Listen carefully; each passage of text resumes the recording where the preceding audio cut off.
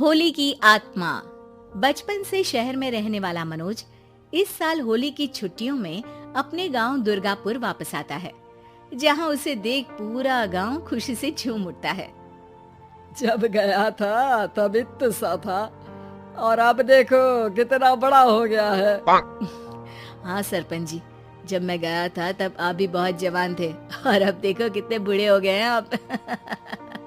चला चलो बढ़िया है, बच्चा घर वापस आ गया। इसी खुशी में आज रात पार्टी होगी। क्या बात है, गांव में भी पार्टियां होने लगी। वैसे अगर पार्टी की बात है तो आज क्यों सीधा होली पार्टी करते हैं।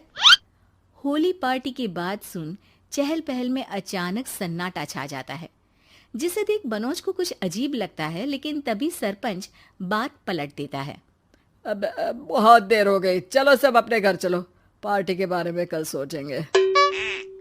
मनोज भी मम्मी पापा के साथ घर आ जाता है, पर होली पार्टी और उस पर पूरे गांव की खामोशी वाली बात अभी तक उसके जहन से निकलती नहीं।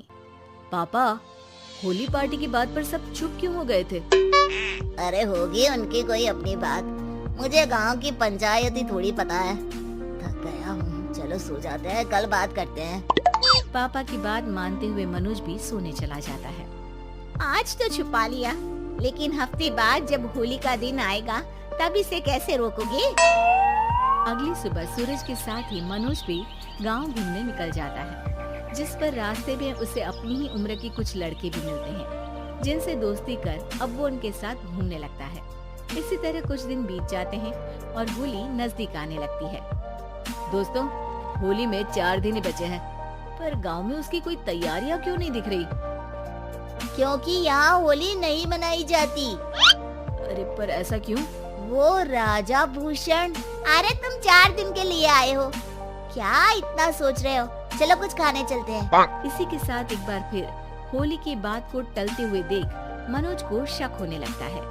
वो घर पहुंचते ही इंटरनेट पर अपने गांव और राजा भूषण के बारे में जानकारी निकालने लगता है। क्या? मुझे आज तक ये नहीं पता था। ऐसा कैसे? किसी ने मुझे कुछ बताया क्यों नहीं? सारी जानकारी लेने के बाद मनोज गांव वालों या अपने मम्मी पापा से कुछ पूछे बिना खुद ही उसकी सच्चाई के बारे में छानबीन करने लगता है, जिसके चलते वो राजा भूषण की हवेली में पहुंचता है। वाह, क्या हवेली है यार। पर क्या यहाँ सच में कोई भूत है? हेलो भूत जी, कोई है क्या? हम इस साल गांव में होली सेलिब्रेट कर रहे हैं, क्या आप उस पर थोड़ा इंटरव्यू देंगे?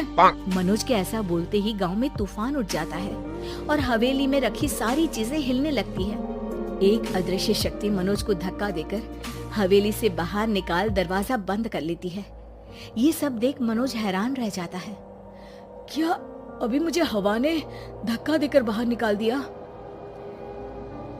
मेरे होते हुए इस गांव में कभी होली नहीं मन सकती, इसलिए दोबारा ऐसी कोशिश भी मत करना, अंजाम बुरा होगा।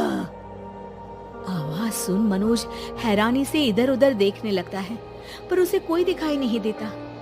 वो गांव वापस आ जाता है, जहां तूफान की वजह से सब कुछ तहस महस हो चुका होता है। आखिर ये तूफान आया कैसे? ना ऐसा कोई मौसम था और ना ही हमने होली का त्योहार मनाने की बात की थी। सरपंच की बात पर कोई रिएक्शन दिए बिना मनोज चुपचाप अपने घर चला जाता है। इस तरह देखते ही देखते होली का दिन भी आ जाता है और मनोज रंग लेकर गांव में निकल जाता है, लेकिन गांव पूरी तरह खाली होता है। अरे त्योहार का दिन है, धूमधाम की जगह मातम क्यों मनाया हुआ है? मनोज की आवाज सुन सब अपने घर की खिड़कियां खोल के घर के अंदर से ही उसे वापस जाने के लिए कहने लगते हैं, पर वो किसी की नहीं सुनता। तुझे पहले भी समझाया था, अगर होली खेलने की कोशिश भी की तो अच्छा नहीं होगा।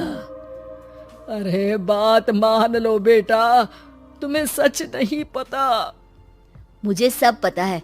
सालों पहले इस राजा ने एक अंधविश्वास फैलाया और आप लोग आज तक उसे मानते आ रहे हो। अरे बेटा, जब तुम पैदा भी नहीं हुए थे उससे भी बहुत पहले से इस गांव पर होली का श्राप है। अगर गांव में होली का त्योहार मनाया जाता है तो प्रलय आना पक्की बात होती है।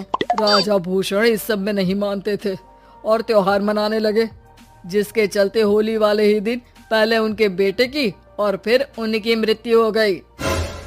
तभी से गांव की रक्षा के लिए उनकी आत्मा उस हवेली में रह रही है। सबकी बातें सुन मनोज उलझन में पड़ जाता है।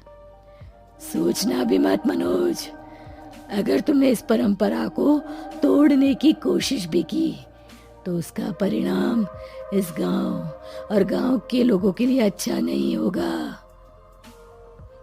मुझे भी यकीन नहीं हो रहा कि आप लोग एक बेतुकी बात को मानकर सालों से रंगों के त्योहार को मातम की तरह मनाते आ रहे हो।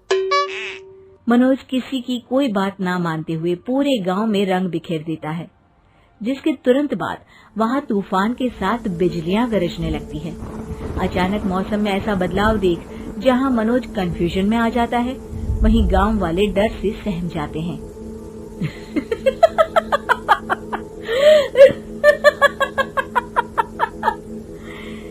इस लड़के ने हमारे जैसे सिर्फ अपने स्वार्थ के लिए नहीं बल्कि पूरे गांव की खुशियों के लिए यहाँ होली मनाई है, जिस वजह से अब इस गांव पर होली का श्राप टूटता है।